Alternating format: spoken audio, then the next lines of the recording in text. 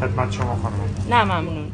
ما برای زندگی کردن به زمین احتیاج داریم، پس باید مراقبش باشیم. باید هر کاری که از دستمون برمیاد انجام بدیم. باید هر کاری که بلدیم و به دیگران هم نشون بدیم. یکیش همین استفاده نکردن از کیسه‌های پلاستیکی. تجزیه پلاستیک قرن‌ها زمان میبره. فکر کن زمانی که حتی بچه‌های ما دیگه روی زمین نیستن، هنوز آثار مخرب پلاستیکایی که استفاده کردیم از روی زمین پاک نشده. میدونستی اگه هر کسی در روز فقط یه دونه کیسه پلاستیکی استفاده کنه، در طول 1 ماه فقط توی ایران 2 میلیارد کیسه به زباله‌های زمین اضافه میشه لطفاً توی این بریزیم؟ نه مرسی.